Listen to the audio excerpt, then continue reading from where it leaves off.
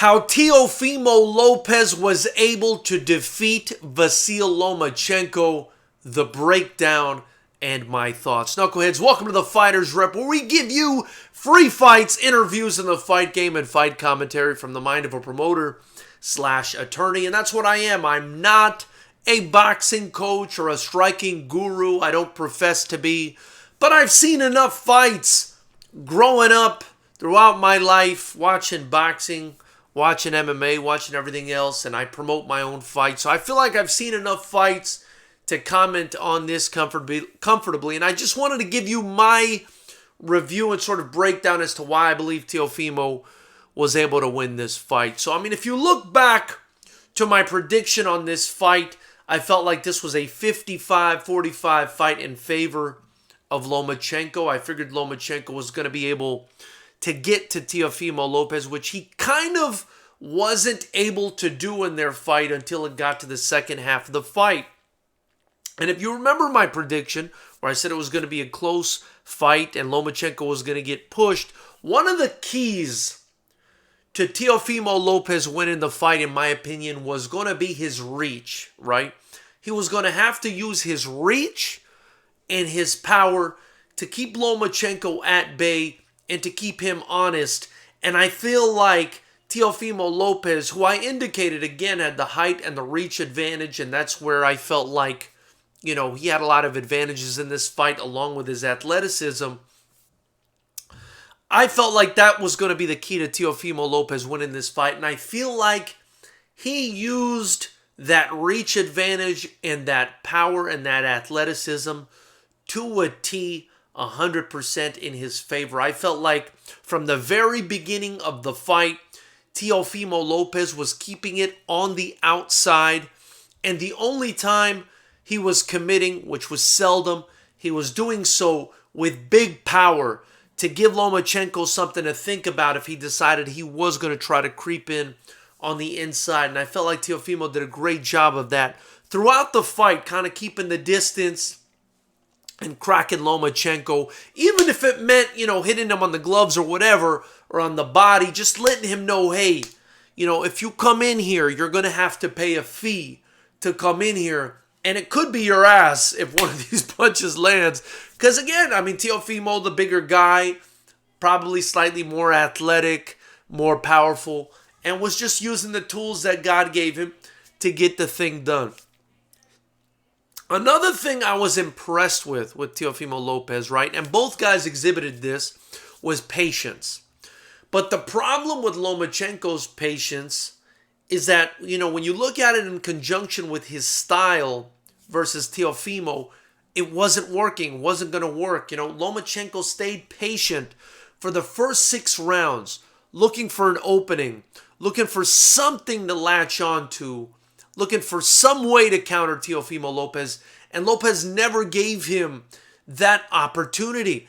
Lopez fought from the outside and was extremely patient. We're talking about a kid that's only 23 years old here, guys.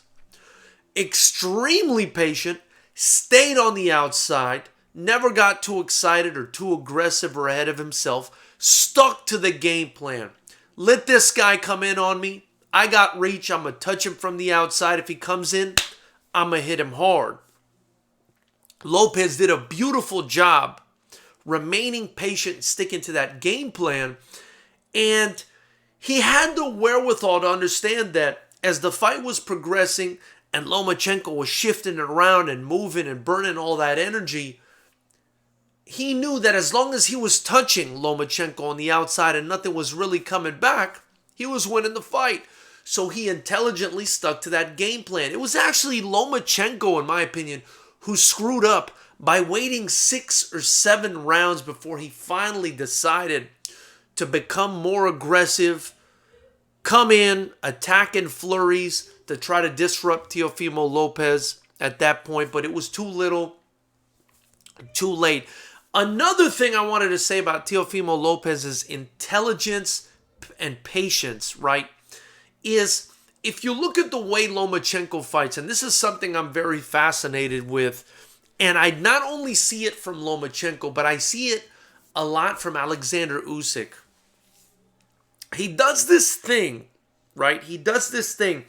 And I feel like this is straight out of the Salvador Sanchez playbook, you guys.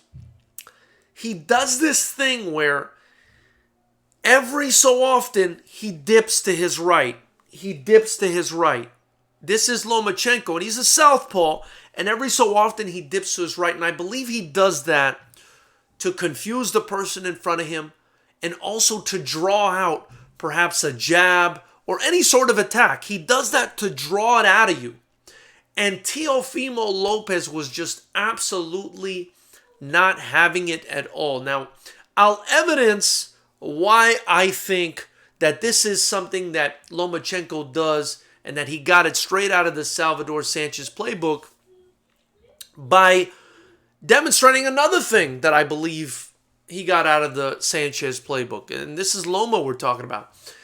If you see the way Lomachenko guards, sometimes when he gets on the inside, he even does like the high, like elbow guard, kind of the way Salvador Sanchez used to do. I mean, this is something that I noticed recently watching some highlights of Salvador Sanchez, who was, one of the greatest Mexican fighters in history, one of the greatest fighters in history probably.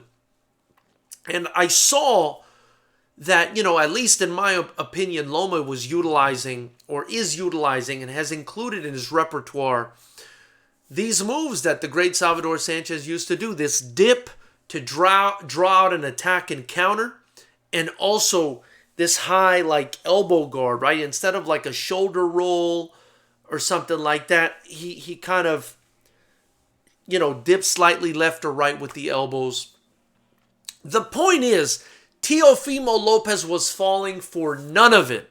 Teofimo Lopez was completely ignoring it, staying on the outside, not biting on any of this stuff. And whenever Lomachenko got too close, he hit him with a hard shot to let him know, hey, I don't care what you do. I don't care how fancy you are. You're going to pay a price if you come in here. So besides using his distance, patience, intelligence, good shot selection, another thing that I saw from Teofimo Lopez, and Timothy Bradley pointed this out, was when Lomachenko was able to create that angle on Teofimo, which it wasn't easy for him in this fight, right? Because Teofimo was staying so far out, he wasn't allowing Lomachenko to come in and create that angle and shift around him and get to him as often as Lomachenko would like. But at times when he was able to do so, Teofimo kind of held his ground and was able to shift along with Lomachenko. And that's something that I saw work when Artur Beterbiev fought Gvozdyk, who was Teddy Atlas's guy, who's now, I guess no longer fighting. But that's something I saw Artur Beterbiev use against Gvozdyk. And it speaks volumes that somebody would employ that strategy, because Gvozdyk, as we all know, is also from this Ukrainian school of fighting, very shifty, and loves to create that angle. And I feel like Teofimo Lopez, man, with the combination, right, of utilizing his reach, standing on the outside, staying patient, he kind of took Lomachenko's tools away from him by not reacting to all that movement. A lot of that movement is like smoke and mirrors, and it's a lot of baiting. And Teofimo Lopez just did not take the bait on any of it. And the only time Teofimo Lopez had any trouble in this fight was when Lomachenko decided to go into that danger zone, take that risk, and go after Teofimo Lopez. And it was working. I think from about round 7 to around 11 maybe, it was working for the most part, but Teofimo Lopez eventually caught on to that as well. So, I mean, one thing that we cannot forget to do for this fight, right, is to give Teofimo Lopez credit for his intelligence and his patience. And again, we're talking about a kid that's only 23 years old. I am so impressed. I am so impressed by this kid, Teofimo Lopez, you guys. And And, I think these are the reasons he was able to win. My thoughts that I wanted to share with you guys, and this came to mind because, it's Hispanic Heritage Month. Teofimo Lopez is a Honduran American. I actually have, connections to South America. Dad's side came up through Mexico before coming to the United States. Mother through Venezuela.